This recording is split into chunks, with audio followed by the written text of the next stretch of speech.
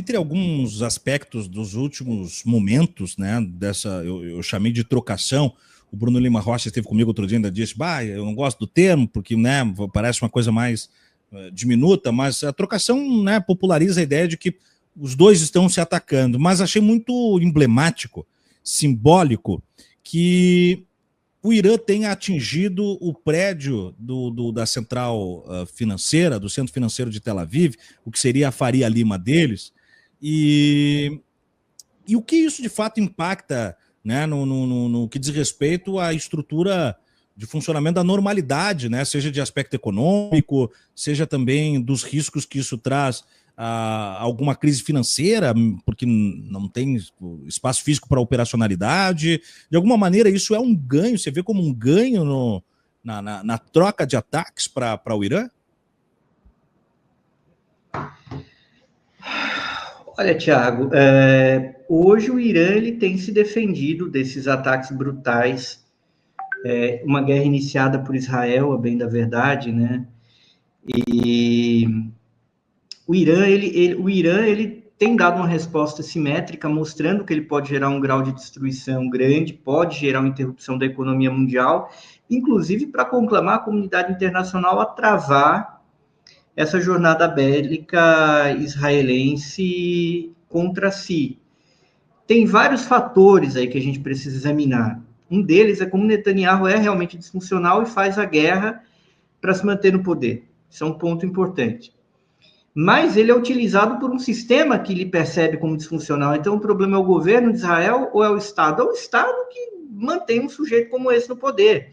É mais ou menos como a questão do Bolsonaro. É um problema de governo, mas é um problema de governo que só é possível porque o sistema político ou tolera, ou tolerou, permitiu que ele ganhasse da maneira como ele ganhou, depois de ter sido deputado durante muito tempo, e que chegasse lá e ainda governasse 4 anos. O nosso exemplo brasileiro aqui. O Israel não é diferente. É um problema de Estado, mas é um problema de Estado que tem a ver com a sua própria fundação, na maneira como a existência desse Estado se choca com as realidades políticas e culturais que lá viviam, né? E lá na Palestina viviam o quê? Viviam judeus, cristãos, em relativa harmonia com os problemas que são comuns à humanidade, mas esse elemento da chegada de tantos e tantos judeus que vieram da Europa para lá, na forma como se deu o sionismo, já com massacres no início de Israel, né? A Nakba já é genocídio, já é limpeza étnica lá na década de 40, inclusive denunciada por intelectuais como Albert Einstein e Hannah Arendt, e vários outros intelectuais denunciaram isso. Então, há um problema grave do Estado de Israel e há um problema grave da internacional sionista, que tem um reflexo muito importante nos Estados Unidos da América, como a gente pode ver, e que é um fator político ali dentro, que atua, que incide, que faz disputa por verba, por apoio, que faz lobby. E essa internacional sionista é parte desse capitalismo, né? É um fator, é uma potência desse capitalismo internacional. E um capitalismo que funciona conforme essa ordem que vem lá da década de 1870, 1880, com o Pacto Imperial das Conferências de Berlim, que, obviamente, vitimavam os judeus naquela altura do campeonato, e o movimento sionista transforma, né, ele se insere como parte desse sistema imperial, porque a burguesia judaica estava dentro desse sistema imperial, como ele é construído de 1880 para cá. Essa ordem foi abalada, mas ela nunca foi realmente mudada. Então, o que a gente está vendo é uma luta entre um mundo que quer nascer e um mundo que não insiste em morrer.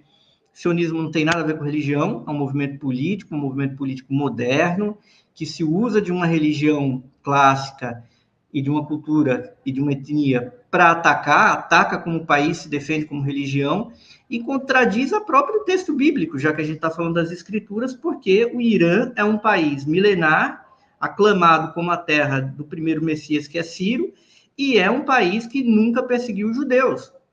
Percebe? O Irã tem uma comunidade judaica milenar, que nunca foi perseguida, que tem espaço no parlamento. A comunidade judaica iraniana apoia o governo iraniano nessa guerra de resistência, enquanto Israel se vale disso. Então, religião por religião, digamos, o Irã tem muito mais fidelidade ao próprio judaísmo, enquanto religião, enquanto etnia, do que Israel. que é essa... Diga lá, Diga. por favor. Não, pode completar. E é esse o cenário do que a gente tem. É um conflito que usam religião, estão usando agora em São Paulo, lideranças ali ligadas a Israel, que usam, por exemplo, os evangélicos e a doutrina evangélica. Israel não tem nada a ver com o cristianismo, estão fazendo política à direita para defender isso daí, né? E defendem isso daí, defendem essa guerra. O problema é que Israel está se vitimizando agora porque ele está conhecendo um adversário que tem um mínimo de poder de destruição, coisa que ele não conheceu nesse massacre contra os palestinos, porque é uma violência absoluta, há uma resistência em caráter de guerrilha por parte dos palestinos, que não têm forças armadas, isso aí é notório. E inclusive isso que você cita, né? Hoje, Natal da Marcha para Jesus, bandeiras de Israel a todos os cantos, Tarcísio se enrolou na bandeira de Israel para cantar um hino gospel. Vai ser um palanque político também para 2026, essa cooptação do discurso sionista mais intensificado do que a gente já viu na geração de Bolsonaro, porque agora tem uma estética, né, uma semiótica também reforçada até mesmo pelo direcionamento da mídia hegemônica, e isso favorece uma ligação com os neopentecostais aqui no Brasil para a extrema-direita, né, Hugo?